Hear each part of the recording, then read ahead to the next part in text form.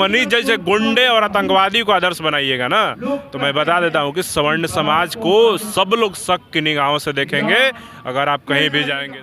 Sir जो है ये गलत बात है, इसमें बिहार की सरकार कुछ नहीं कर सकती है। अगर आप कुछ भी करते हो, अगर आप बिहार की सरकार ने मैरिन ड्राइव बनवा दिया है, मैरिन ड्राइव पे रात के 2-2 बजे तक युवक युवतियाँ महिलाएं पुरुष बच्चे लेकर के घूमते रहते हैं, खाने पीने का काम करते हैं, तो कहाँ डर का माहौल है, कहाँ भय का माहौल है? हमको तो नहीं लगता है कि यहाँ पे जंगल राज है। ये शर्मनाक है। मनीष जैसे लोग जो गुंडे और आतंकवादी हरकत करते हैं, आपने देखा होगा उसका बहुत सारा वीडियो वायरल हो रहा है जिसमें उस वीडियो में उसने महात्मा गांधी की हत्या करने की बात की है, उनकी मूर्ति।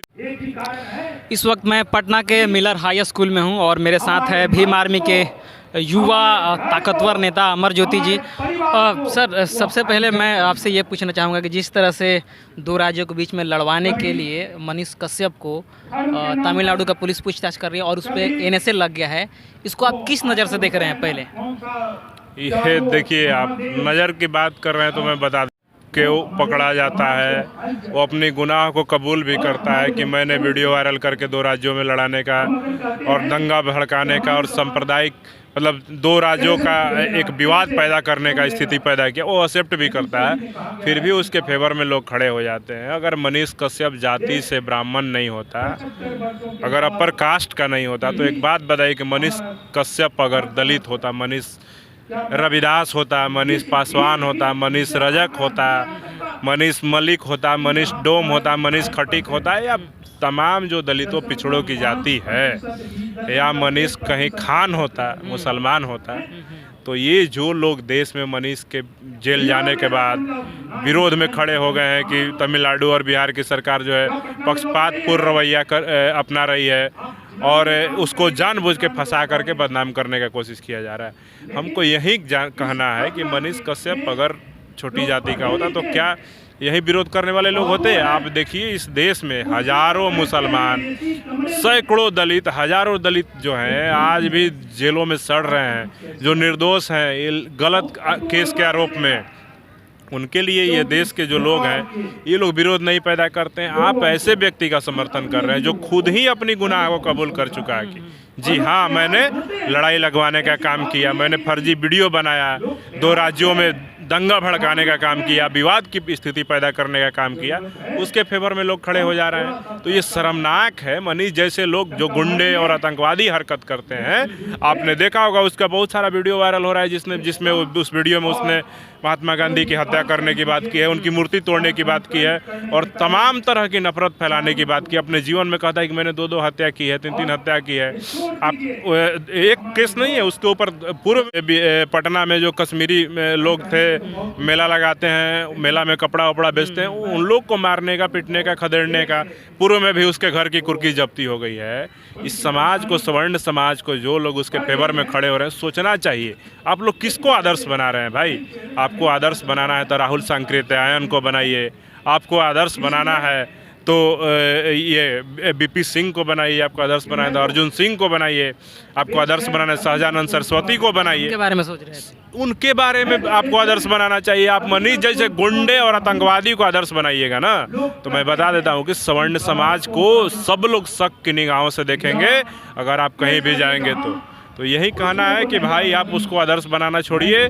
और देश में संविधान मजबूत है, आप कितना भी कुछ भी कर लीजिए, अगर उसने गलत किया होगा तो जेल जा करके उसको सज़ा होगी, अगर गलत नहीं किया होगा तो निर्दोष साबित होकर के छूट जाएगा। घबराने की क्या बात है? ये तो कानून की बात है ना भाई। ये राज्य की सरकारें, दोनों राज्य की सरकारें देख रही है, जांच पड़ताल कर रही है, पूछताछ कर रही है। जिस दिन वो दोषी साबित हो जाएगा उसको सज़ा हो जाएगी, जिस दिन निर्दोष साबित हो जाएगा खुशी खुशी लौट जाएगा, उस समय आप फूलमाला लेके स्वागत कीजिएगा, क्या दिक्कत है? जिस दिन जो मनीष के समर्थक थे, मनीष कश्यप के, कि मैं बिहार बंद करूंगा, वो छोटा मोटा उतरे थे सड़कों पर, मैं उनसे बात कर रहा था, खुद मैं ग्राउंड रिपोर्ट पे गया था, तो वो लोग कह रहे थे कि तेजस्वी यादव को और नीतीश कुमार को कोई समझ नहीं है, ये मनीष कश्यप जो है वो बहुत अच्छा काम कर रहा था, 9वीं फेल को जेल करो, इस तरह से टैगलाइन दिया जा रहा था।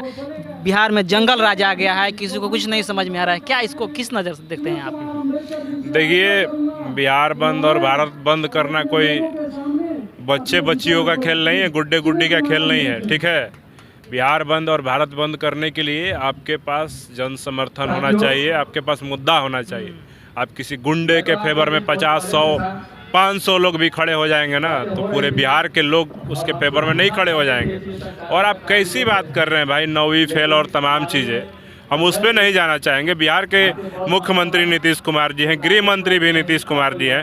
तेजस्वी यादव का जो मंत्रालय है वो अलग है, वो उनका कोई इंटरफेरेंस नहीं होता है। बोला था कि जो गृह मंत्रालय है वो तो नीतीश कुमार के पास है, उनको बोलिए, तो वो लोग उनको ना बोलकर तेजस्वी यादव को टारगेट कर रहे थे पर्सनली। नहीं, ये सरासर जो है ये गलत बात है। इसमें बिहार की सरकार कुछ नहीं कर सकती है। अगर आप कुछ भी करते हो, अगर आप दंगा काम कीजिएगा तो आप ही बताइए, आपको कहीं से माफ़ करने का आवश्यकता होनी चाहिए।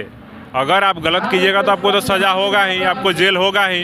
इसमें कोई ऐसा बात नहीं होना चाहिए। और जंगल राज की बात करते हैं, पटना में रहने वाले लोग, आप पटना में आप पत्रकार हैं, आप पटना में आप लोग दिखाइए। हमको लगता है कि बिहार के जो पत्रकार हैं वो काम करना बंद कर दिए हैं। अब बिहार के सड़कों पे आप ही बताइए ना, रात के 10 बजे 11 बजे मोटरसाइकिल लेकर के 2-4 लोगों को लेकर के पटना में हम लोग रहते हैं। पटना में एक नया बिहार की सरकार ने मैरिन ड्राइव बनवा दिया है। मैरिन ड्राइव पे रात के 2-2 बजे तक युवक, युवतियाँ, महिलाएं, पुरुष, बच्चे लेकर के घूमते रहते हैं, खाने पीने का काम करते हैं। तो कहाँ डर का माहौल है, कहाँ भय का माहौल है?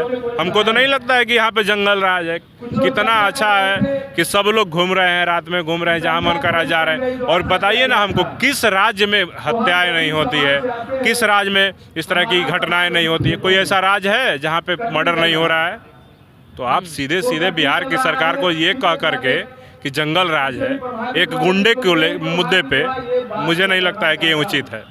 SC, ST, OBC और माइनॉरिटी पर जब NSA लगता है तो मेन स्ट्रीम की मीडिया खुश होती है, तमाम जो स्वर्ण लीडर हैं वो खुश होते हैं। लेकिन जब एक तथाकथित जो अपने आप को पत्रकार करने वाला, सन ऑफ बिहार खुद को कहने वाला, जो कि पता नहीं उसको कौन ये टैग दिया है, उस पर जब NSA लगता है तो बहुत पेट में मरोड़ होता है मेन स्ट्रीम मीडिया को। देखिए, बात ये है ना, अगर इस केस में कोई मुसलमान पकड़ा गया होता तो आप देखे होते कि देश के जो बड़े बड़े टीवी चैनल हैं, अखबार है, उनका हेडलाइन ये होता कि 2 राज्यों में दंगा भड़काने का काम ISI और ISIS नाम मुस्लिम संगठन, सिमी और क्या क्या नाम दे देते, और बिना आरोप सिद्ध हुए उस व्यक्ति को, अगर वो मुसलमान होता तो उसे जेल भेज दिया जाता, उसको आतंकवादी घोषित कर देते।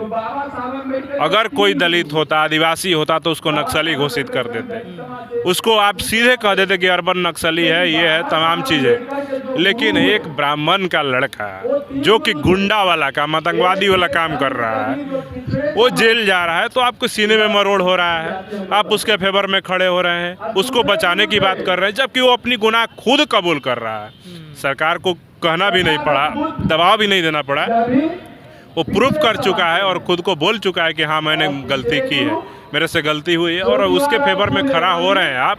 तो हमें तो आपके सोच पर, समझदारी पर और आपके पत्रकार होने पर और तमाम जो आप एक आदर्श और भारत के नागरिक होने पर शक हो रहा है। हमको तो लग रहा है कि आप लोग सारे के सारे जो हैं आतंकवादी और गुंडे मानसिकता के लोग हैं, जो देश में नफरत फैलाने का काम कर रहे हैं। आखिरी सवाल मैं लेता हूं कि क्या लगता है आपको, मनीष कश्यप के पीछे एक बहुत बड़ा संगठन का हाथ है, राजनेता का हाथ है, या हाईलाइट करके उसको राज्यसभा, विधानसभा भेजने का लोकसभा तैयारी की जा रही है? क्या लगता है आपको? हमें नहीं लगता है कि इस तरह के गुंडे और लुच्चे लोगों को इतना बड़ा ओहदा और पदवी पे सोचने की बात है। दोनों राज्य की सरकारें निष्पक्ष तरीके से जांच कर रही है, पूछताछ कर रही है, और तमाम जो चीज़ें हैं, जो कानूनी प्रक्रिया है वो कर रही हैं।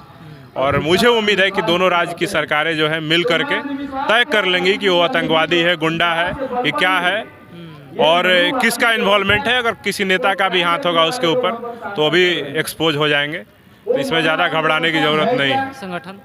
संगठन अगर उसके पीछे खड़ी है कोई तो वो भी एक्सपोज हो जाएगा, क्योंकि उसका तो फोटो भी मैंने देखा कि वायरल हो रहा है कि RSS में ये क्या बोलते हैं, हाफ पैंट पहन करके संघ कार्यकर्ता है, तो हो सकता है कि संघ से जुड़े लोग उसको आगे बढ़ा रहे हों या उसको फंड कर रहे हों। तो जो भी चीज़ें बाहर आएंगी जांच पड़ताल में, उसके ऊपर कानूनी कार्रवाई होगी और वो दोषी सिद्ध होगा तो सज़ा का हकदार होगा। तो ये थे हमारे साथ अमर ज्योति जी, जो साफ साफ बोल दिए कि जो भी संविधान में प्रावधान है और जो भी कोर्ट उसका डिसाइड करेगा, जो भी राजनेता हो या संगठन हो इसके पीछे हाथ है, वो जो भी प्रशासन है या कोर्ट है जुडिशरी तय करेगी और जो भी प्रावधान होगा संविधान में सजा का और एनएसए के तहत उनको सजा दिलाई जाएगी। बाकी आप क्या सोचते हैं, आप अपनी प्रतिक्रिया नीचे कमेंट बॉक्स में भेजिए। हमारे चैनल पर पहली बार आए तो हमारे चैनल को सब्सक्राइब करें, वीडियो को लाइक करें, शेयर करें।